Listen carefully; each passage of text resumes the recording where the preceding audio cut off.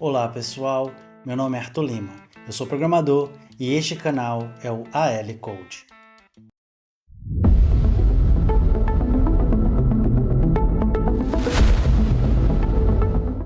No vídeo de hoje eu vou falar sobre 5 funcionalidades que talvez você não conheça ou você não use no Java.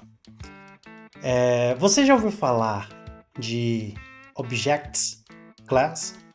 Você conhece essa classe? Sabe para que ela serve? Você também já ouviu falar no Pattern Matching? Ou quem sabe em Records? Já ouviu falar nas classes seladas? Sealed Classes? Ou nos Text Blocks? Os blocos de texto? Então hoje a gente vai ver essas 5 funcionalidades no Java na prática.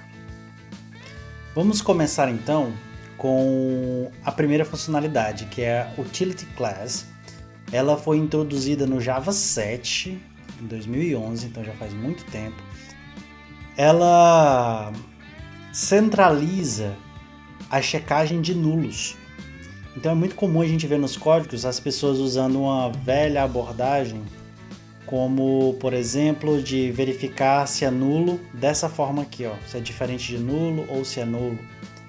Mas a gente tem que entender que existem algumas classes que podem nos ajudar, nos auxiliar a já fazer isso nativamente no Java, já tem lá para nos auxiliar.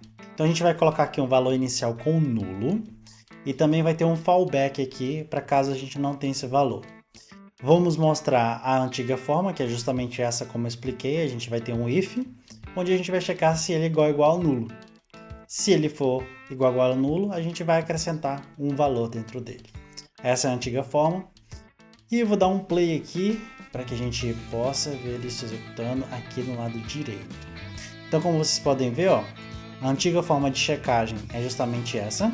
Com a classe Objects, a gente pode verificar e isso pode ser obrigatório, né? A gente pode usar o método require non-null, que requer que não seja nulo, né? É obrigatório. Porque se for nulo, ele vai lançar o null pointer exception. E a gente pode colocar nesse método justamente uma mensagem que vai ser lançada aqui na exception. Então a gente tem aqui um print dessa mensagem e é justamente essa primeira opção aqui, ó. Como vocês podem ver, essa é uma das formas da gente ver se tem nulo. Outra forma aqui é require non-null else. Então a gente vai colocar aqui um valor caso seja nulo, porque seria um fallback. Então a gente verifica o valor, como a gente já sabe que tem nulo aqui, ele vai retornar o fallback, que é justamente guest user, como vocês podem ver. E outra coisa aqui que eu gostaria de mostrar para vocês é que dentro dessa classe tem muitos outros métodos que vão nos auxiliar. Um deles é o equals.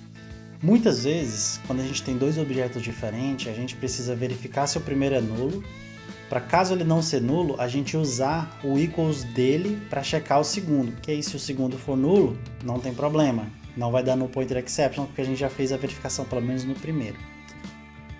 Para evitar que a gente faça tudo isso, tem uma forma mais simples. A gente usa o object equals da classe Objects.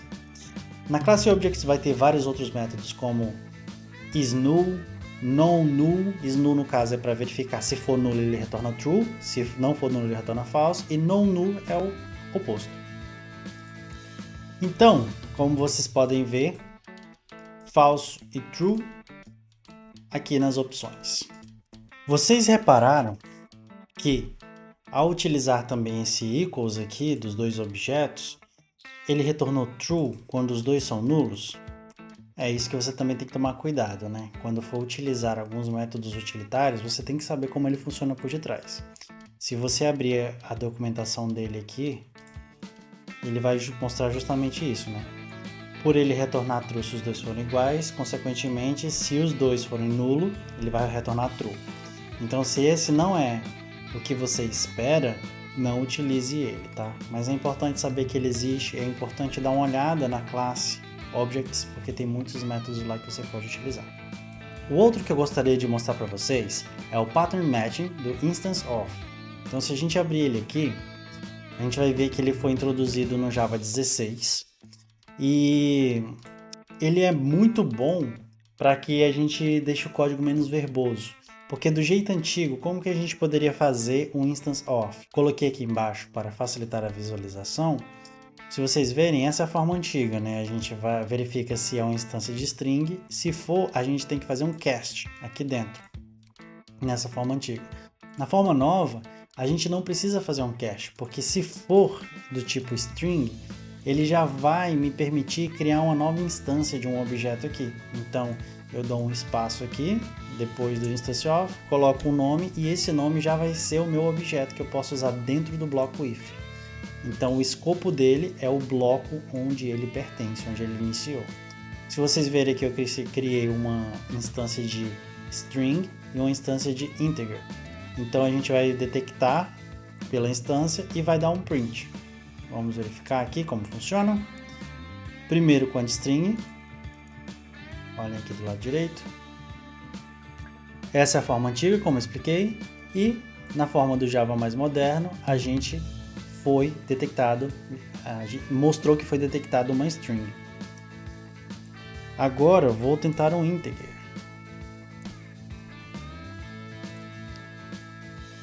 Vou executar. Agora foi detectado um integer. Por quê? Porque a gente passou um número. Primeiro foi um string, depois foi um número.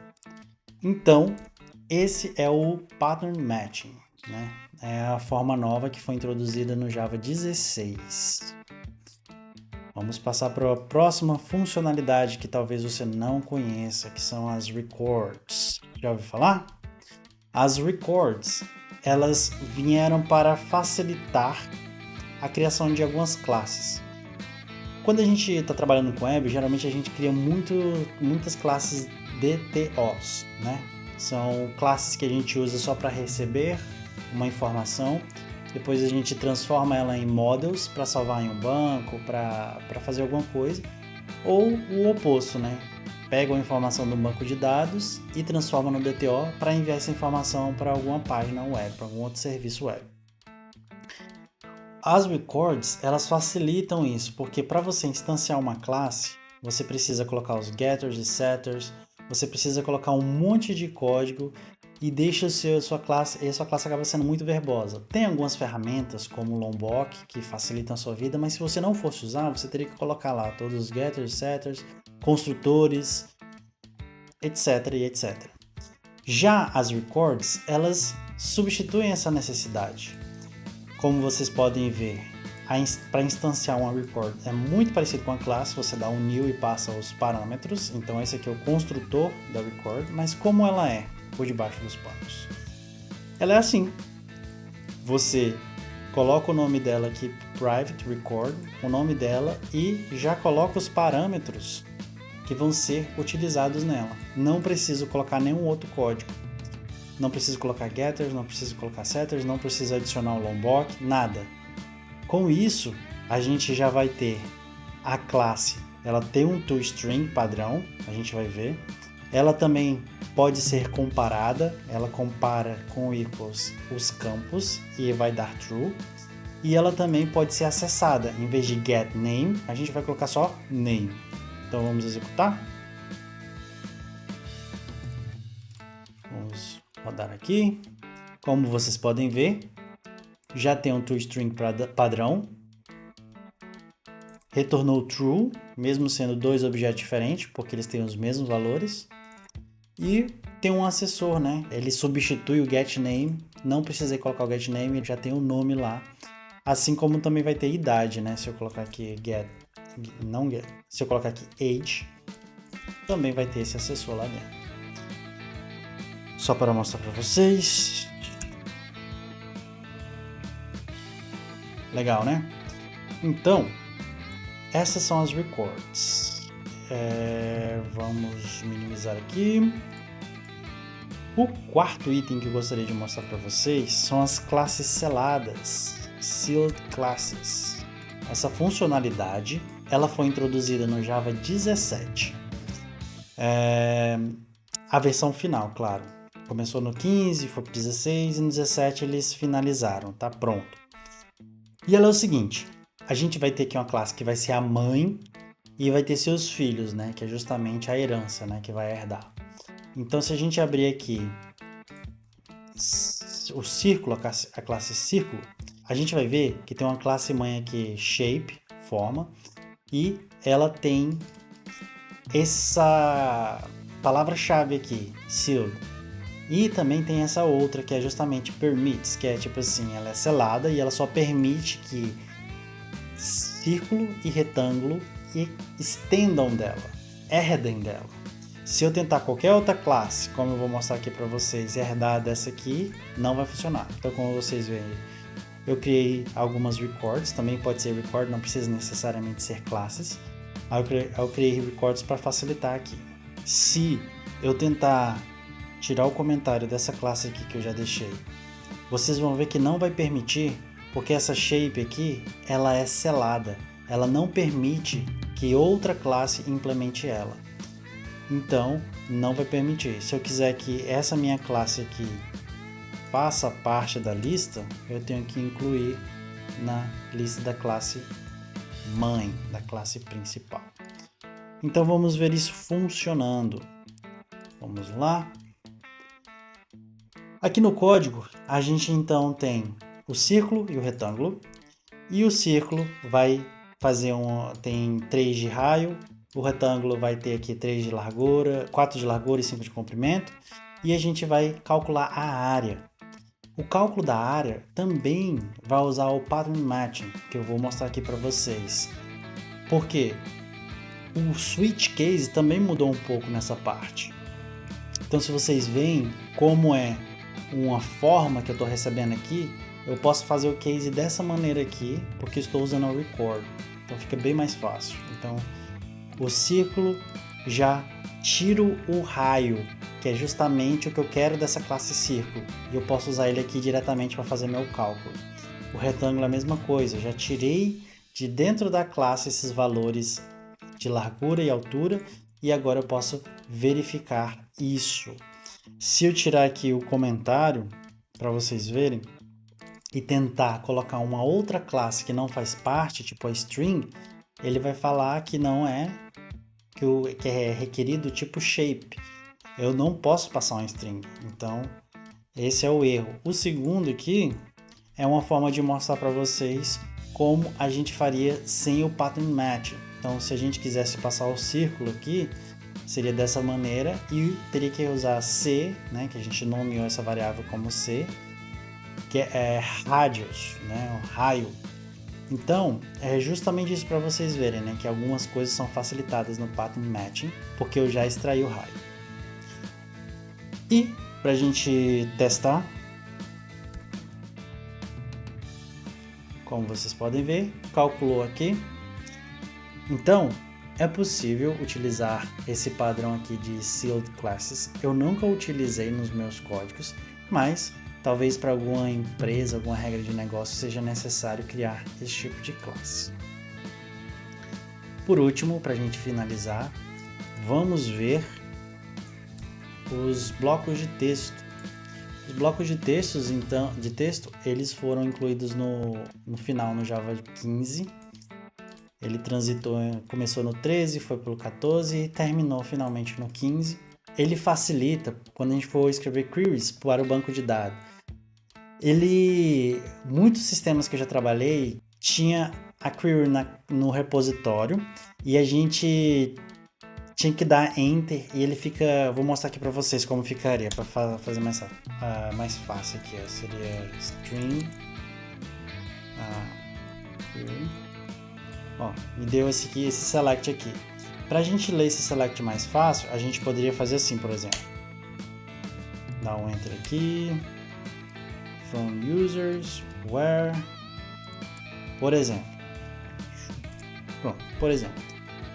Assim, poderia ser que a gente lesse o select mais fácil, né? Ficaria mais fácil de visualizar. Com esse novo padrão, a gente não precisa. A gente pode passa essas 3 aspas aqui no início e no final, e a gente pode passar já o código aqui dentro identado. Então fica muito mais fácil. Se a gente for criar aqui, vamos ver se ele permite eu criar string query 2. Eu vou colocar... Ok, já me deu a opção. Então, ó, se vocês verem, ó, o código já fica aqui indentado, eu posso fazer diferente, eu posso colocar aqui um Enter, colocar assim, da forma como eu desejar arrumar o código, ele já fica, e isso facilita a nossa leitura, que a gente está acostumado a ler dessa forma, e não dessa outra forma aqui, para queries muito extensas, muito complexas. Então, é bem legal esse padrão. Vou executar aqui, Shift 10.